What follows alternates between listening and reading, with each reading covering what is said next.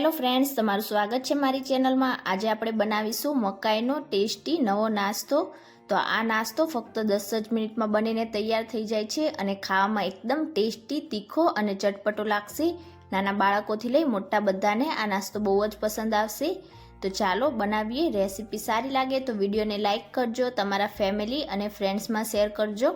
અને જો તમને મારી રેસીપીઓ સારી લાગતી હોય અને હજી સુધી ચેનલને સબસ્ક્રાઈબ ના કરી હોય તો સબસ્ક્રાઈબ કરીને બાજુમાં રહેલા બેલ આઇકન બટનને પ્રેસ કરજો, એટલે નવી રેસીપીના નોટિફિકેશન આવશે। તો ચાલો બનાવીએ।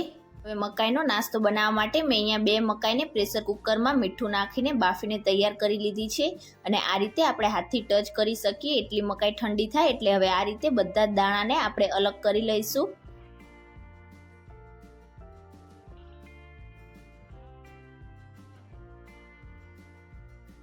તો અહીંયા તમે જોઈ શકો છો મેં બિલકુલ આ જ રીતે બધા દાણાને અલગ કરી લીધા છે। તો હવે આપણે ચાટ બનાવવાનું શરૂ કરીશું।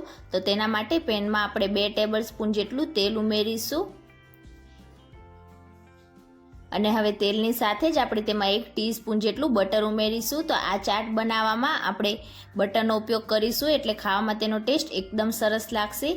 અને હવે બટરને આપણે એકદમ સારી રીતે મેલ્ટ થવા દઈશું। બટર મેલ્ટ થઈ જાય એટલે આપણે જે મકાઈના દાણા તૈયાર કર્યા હતા તે બધા ઉમેરીશું અને 1 મિનિટ માટે મીડિયમ ગેસની ફ્લેમ પર આપણે મકાઈને બટર અને તેલમાં સાતળીશું।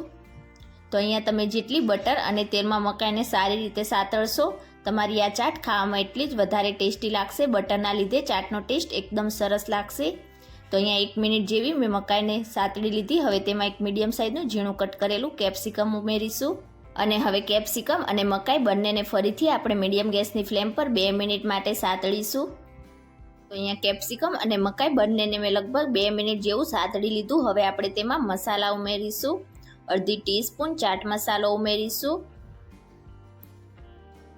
1/4 ટીસ્પૂન સંચર પાવડર ઉમેરીશું, અડધી ટીસ્પૂન કાળા મરીનો પાવડર ઉમેરીશું। આ ચાટમાં કાળા મરીનો પાવડરનો ટેસ્ટ એકદમ સરસ લાગશે। 1/2 ટીસ્પૂન લાલ મરચું પાવડર ઉમેરીશું। મરચું તમે તમારા ટેસ્ટ પ્રમાણે વધારે કે ઓછું ઉમેરી શકો છો। સ્વાદ પ્રમાણે મીઠું ઉમેરીશું। તો મીઠું આપણે મકાઈ બાફતી વખતે પણ ઉમેરેલું છે અને સંચર પાવડર અને ચાટ મસાલો પણ ઉમેરેલો છે, તો સ્વાદ પ્રમાણે ઉમેરવાનું। અને હવે બધા જ મસાલાનું કોટિંગ આપણા મકાઈના દાણા ઉપર એકદમ સરસ રીતે ના થઈ જાય ત્યાં સુધી તેને આ રીતે સાતળીને મિક્સ કરીશું। અહીંયા તમે જોઈ શકો છો આપણા બધા જ મકાઈના દાણા ઉપર મસાલાનું કોટિંગ એકદમ સરસ રીતે થઈ ગયું છે। હવે તેમાં અડધી ટીસ્પૂન શેકેલા જીરાનો પાવડર ઉમેરીશું અને અડધી ટીસ્પૂન ગરમ મસાલો ઉમેરીશું। કોઈ પણ સારી એવી કંપનીનો યુઝ કરવાનો એટલે એકદમ સરસ ટેસ્ટ આવશે। અને હવે તેમાં 2 ટેબલ સ્પૂન ટોમેટો સોસ ઉમેરીશું। તમે ટોમેટો કેચઅપ પણ ઉમેરી શકો છો। મિક્સ કરી દઈશું અને ફરીથી 1 મિનિટ માટે આપણે તેને સાતળીશું। અહીંયા ફરીથી મેં મકાઈને 1 થી 2 મિનિટ માટે સાતળી લીધી છે અને તમે જોઈ શકો છો આપણા ટોમેટો સોસનું કોટિંગ પણ આપણા મકાઈ ઉપર એકદમ સરસ થઈ ગયું છે। હવે તેમાં અડધા લીંબુનો રસ ઉમેરીશું। લીંબુ આ રીતે તમે અડધું ઉમેરશો એટલે એકદમ ચટપટો આ ચાટમાં ટેસ્ટ આવશે। અને હવે ગેસની ફ્લેમ ઓફ કરીને તેમાં એક ઝીણું કટ કરેલું ટામેટું ઉમેરીશું। તો અહીંયા ટામેટાના અંદરનો જે સોફ્ટ ભાગ હોય છે તેને મેં અલગ કરી લીધો છે અને હવે તેમાં એક મીડિયમ સાઇઝની ઝીણી કટ કરેલી ડુંગળી ઉમેરીશું। તો અહીંયા ડુંગળી અને ટામેટા બંને તમારે ગેસની ફ્લેમ ઓફ કરી દીધા પછી જ ઉમેરવાનું છે। મિક્સ કરીશું સારી રીતે અને આપણી મકાઈ ગરમ હોય ત્યારે જ આપણે તેમાં ટામેટા અને ડુંગળી બંનેને આ રીતે સાતળીને મિક્સ કરીશું।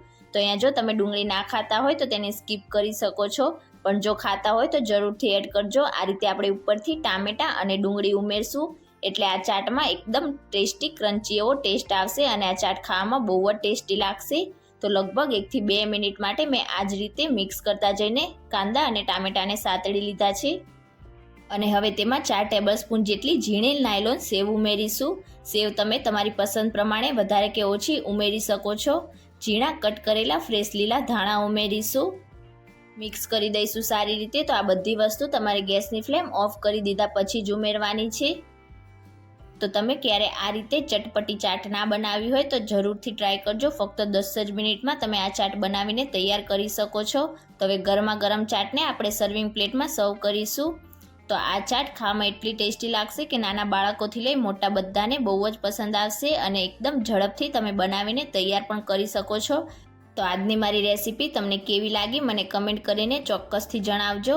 રેસીપી સારી લાગી હોય તો વિડીયોને લાઇક કરજો, તમારા ફેમિલી અને ફ્રેન્ડ્સમાં શેર કરજો અને ચેનલને સબસ્ક્રાઈબ કરીને બાજુમાં રહેલા બેલ આઇકન બટનને પ્રેસ કરજો એટલે નવી રેસીપીના નોટિફિકેશન આવશે. Thank you for watching.